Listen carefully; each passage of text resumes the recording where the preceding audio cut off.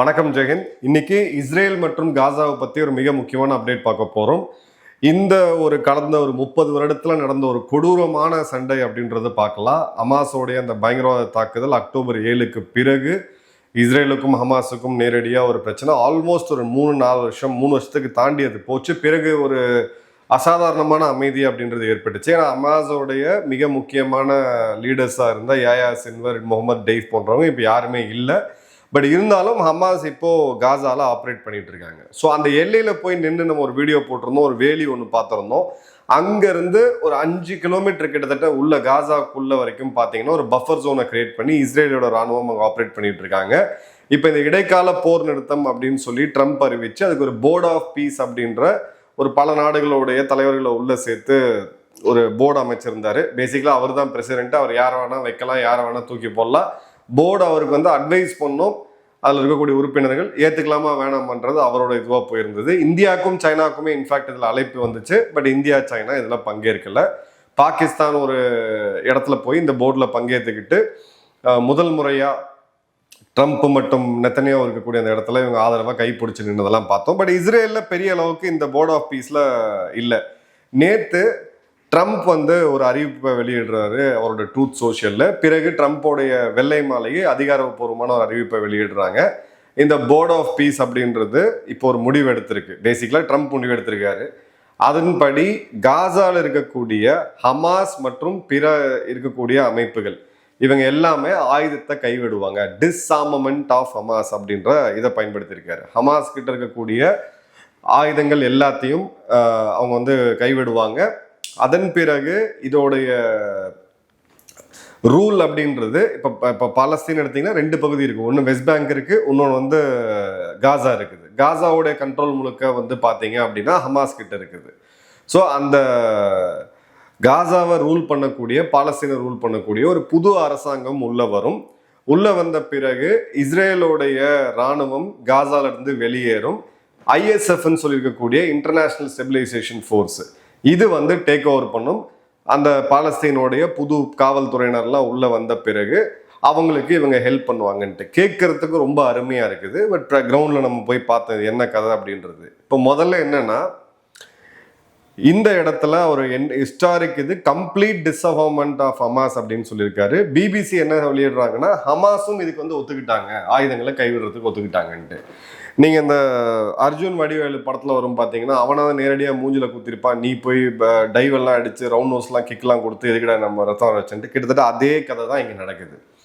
இப்ப ஹமாஸ் ஆயுதத்தை கைவிடுறதா இருந்தா இந்த 2023 தாக்குதலே இப்ப இந்த பயங்கரவாத தாக்குதல் அவங்க பண்ணணும்னு அவசியமே கிடையாது. இவ்வளோ ஒரு அவங்களோட மக்களை இப்படிப்பட்ட ஒரு கஷ்டத்துக்குள்ள கொண்டு போய் நிறுத்தணுன்ற அவசியமே கிடையாது.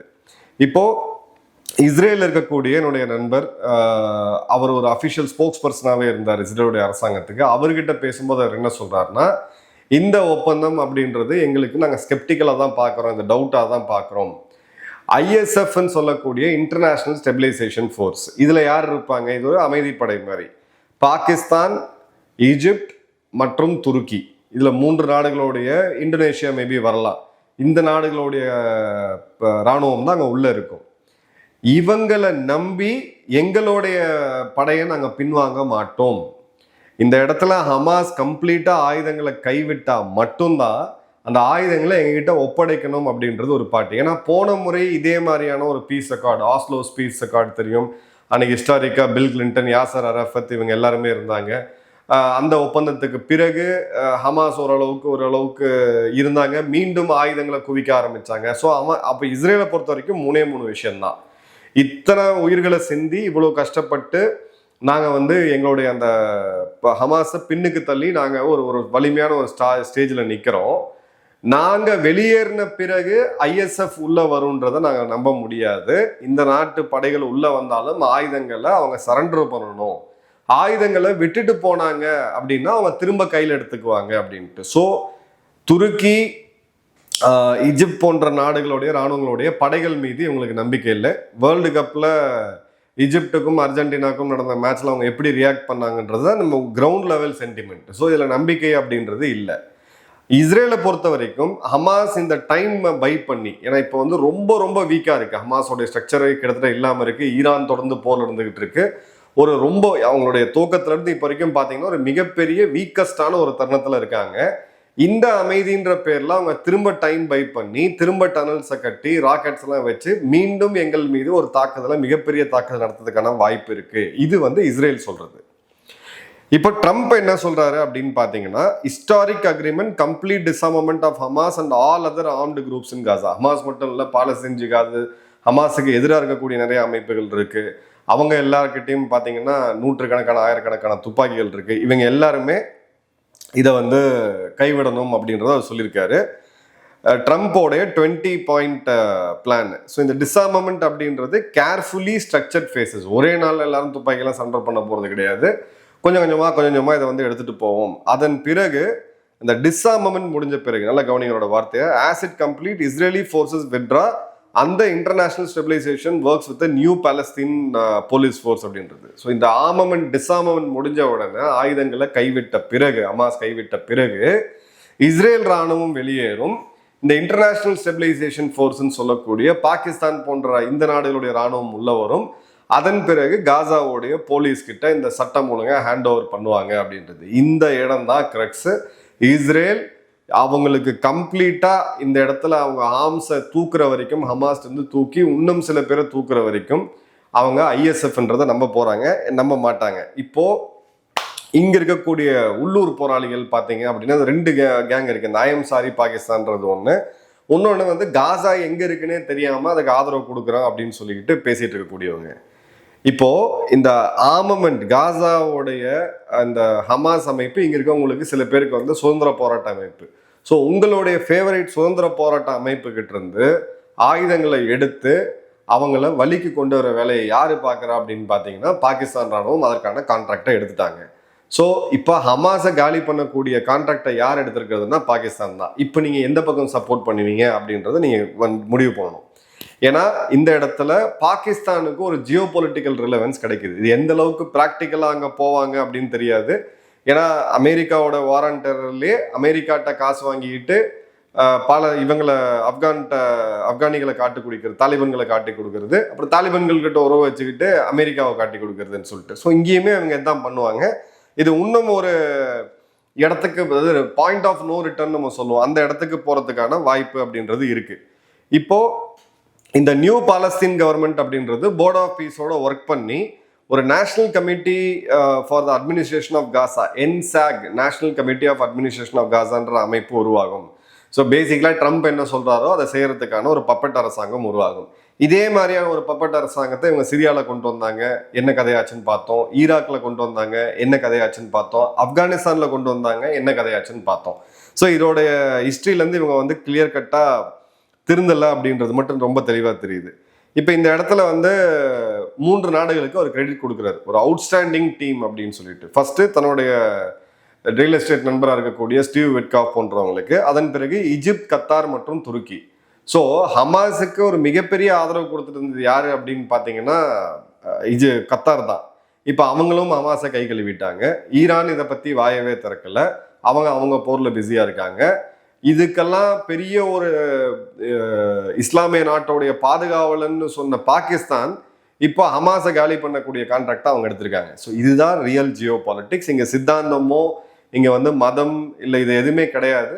யாருக்கு என்ன தேவை அப்படின்றது தான் ஜியோ பாலிட்டிக்ஸ். அதுக்காக பயன்படுத்தக்கூடிய கருவிகள் தான் இது எல்லான்றது பொதுமக்களாகிய நாம் புரிஞ்சுக்கணும். இப்போ இந்த ஸ்டேட்மெண்ட்ல அவங்க என்னன்னு பார்த்தீங்கன்னா, ஹமாஸ் ஒன்றும் பப்ளிக்காக டீலை கன்ஃபார்ம் பண்ணல அப்படின்னு பேச்சு வரும்போது பிபிசி இந்த ஊடகத்தை செய்தியை வெளியிடுறாங்க. இப்போ இங்கே தான் டவுட் வருது. இப்போ இவ்வளோ ஈஸியாக இவங்க வந்து ஆயுதங்களை கைவிடுறாங்கன்னா அதை முதலே பண்ணிட்டு இவ்வளோ பேரில் ஆயிரக்கணக்கான பேர் கொல்லப்படணுன்ற அவசியமே கிடையாது. 2 சைடுமே பீஸ்ஃபுல்லாக இருந்திருக்கலாம். ஸோ இப்போ இந்த ஆக்சுவல் அக்ரிமெண்ட் படி பார்த்தீங்கன்னா, ஹமாஸ் அண்ட் பாலஸ்தீன் 2 குரூப்புமே, ஏன்னா பாலஸ்தீனுக்கு ஒரு அரசாங்கம் இருக்கு. இப்போ நம்ம டீல் பண்ணுறது இந்த பாலஸ்தீன் அரசாங்கத்தோட, இந்த ஹமாஸ் அமைப்போட கிடையாது. So 2 stack holders. ஒன்று பாலஸ்தீனோடைய அத்தாரிட்டி, PAன்னு சொல்லக்கூடிய பாலஸ்தீன் அத்தாரிட்டி, இவங்க தான் அதிகாரப்பூர்வமாக எல்லா நாடுகளும் ரெகனைஸ் பண்ணக்கூடிய அரசு. செகண்ட் அந்த காசாவை கையில் வச்சுட்டு இருக்கக்கூடிய ஹமாஸ். மூணாவது ஒரு 13 அமைப்புகள் இருக்கு இந்த ஹமாஸுக்கு எதிராக போய் வேலை செய்யக்கூடியவங்க. நாலாவது பாலஸ்தீன் ஜிகாத். ஸோ இந்த இத்தனை ஸ்டேக் ஹோல்டர்ஸும் இதில் கையெழுத்து போட்டாங்களா அப்படின்னா ஹமாஸும் பாலஸ்தீனும் வந்து கையெழுத்து போட்டிருக்காங்க. 14 நாட்களுக்குள்ள இந்த ஃபைனல் ஒப்பந்தமும் கையெழுத்து ஆயிடும் அப்படின்றதும். இப்போ இந்த ஆயுதங்கள் எல்லாமே என்சிஏஜின்னு சொல்லக்கூடிய இவங்க கிட்ட ஹேண்ட் ஓவர் பண்ணோம் அப்படின்னு தான். இப்போ எவ்வளோ ஆயுதங்கள் வரப்போகுதுன்றதை நம்ம வெயிட் பண்ணி பார்க்கலாம். ஹமாஸோட நெகோஷியேட்டர் வந்து காசி அகமது என்ன சொல்றாப்புலன்னா, இந்த பேச்சுவார்த்தையை ரொம்ப டிஃபிகல்ட்டா, ரொம்ப கஷ்டமா இருந்துச்சு, ரொம்ப ஹார்டா இருந்துச்சு அப்படின்னு சொல்லிட்டு, அதே மாதிரி இஸ்ரேல் தன்னுடைய பங்குக்கு செய்ய வேண்டியதை செய்யலைன்னா நாங்க செய்ய மாட்டோம் அப்படின்றது. ஸோ இப்போ அதுக்கான முணுமுணுப்பு ஆரம்பிச்சிருக்கிறத நம்ம பார்க்குறோம்.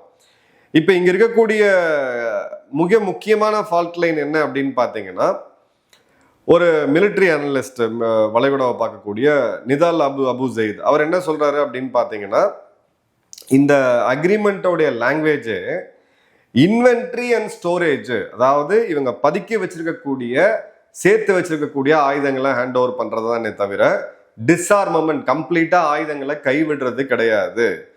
இப்போ இந்த ஸ்டோரேஜ் அப்படின்றது நியூட்ரல் பார்ட்டி, ஒரு தேர்ட் பார்ட்டி, மூணாவது நாடு மேனேஜ் பண்ணலாம்.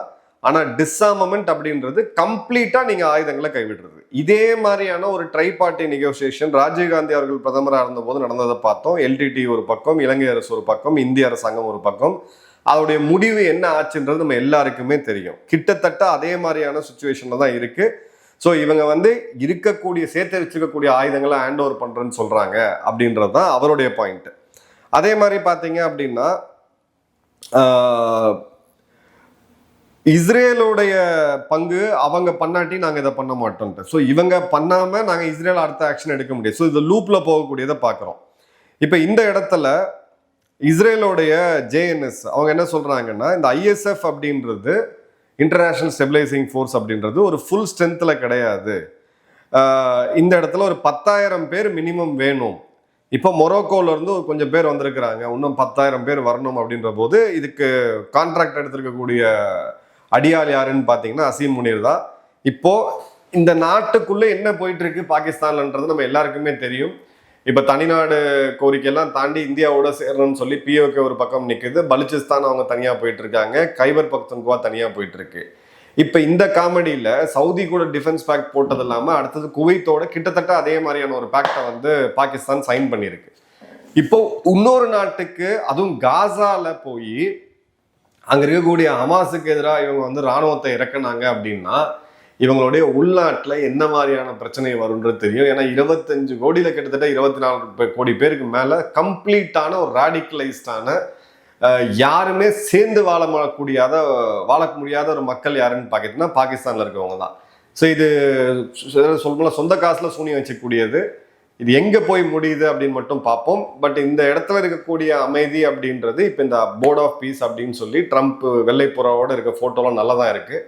பட் கிரவுண்டு லெவலில் இதை எடுத்தீங்க அப்படின்னா இது எந்த சைடுமே இதை நம்ப போகிறது கிடையாது. ப்ளஸ் இஸ்ரேலில் அக்டோபர் 25 தேர்தல் வேறு வருது. என்ன நடக்குதுன்றது பார்ப்போம். நன்றி, வணக்கம், ஜெயஹிந்த்.